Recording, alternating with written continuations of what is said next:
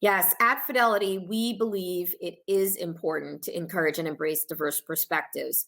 We're committed to building a workforce that celebrates and elevates employees of all backgrounds and where everyone can build a really dynamic career. A big part of building that inclusive and supportive workplace is encouraging employees to bring their true full selves to their work. 2020 has provided all of us with a crash course in authenticity as home and work have collided, quite often via video conference. It's been in some cases harder to hide who we are at home or be somewhat different at work. In most cases, I've found that it's somehow brought me closer to the people that I work with to be able to see them in their homes every day and to really understand their personal situations. Many of us still feel the need to hide or edit the things that make us unique.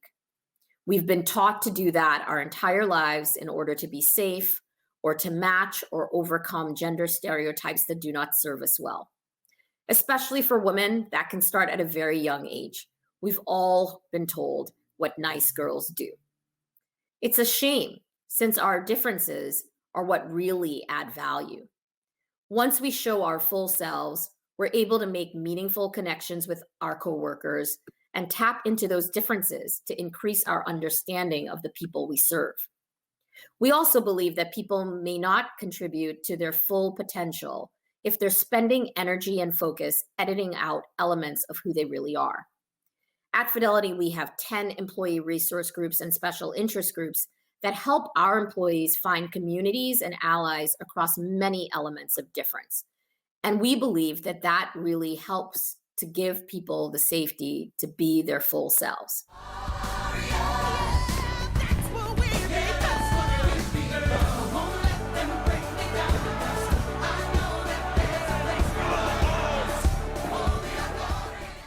Well, just as all women do, I wear a lot of different hats.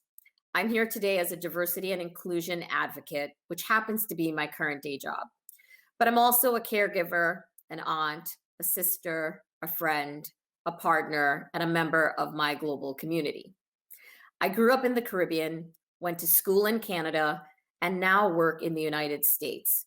So code switching is something I've been doing naturally for decades. I think of it as morphing through the different areas of my life and bringing those strengths and attributes that make the most sense for each situation. But I will say that sometimes the things I don't intentionally put front and center in how I present myself end up providing the most value. I recently met with state legislatures, and just a few minutes into the conversation, someone senior asked me a little bit more about my background. They had picked up on a word that let them know that I was from Trinidad. That observation and shared connection point allowed us to deepen an important business relationship since they had previously worked with another leader from Trinidad. And I was able to form a real connection based on something that I wouldn't typically have put front and center in introducing myself. The important thing I've learned over the years is that while showing up as different versions of myself might be sometimes advantageous, it can be a bit exhausting to continually be pivoting or only showcasing dimensions of yourself. You have to do it in a way that doesn't wear you down, and you have to make sure that you're taking care of yourself while you're at it.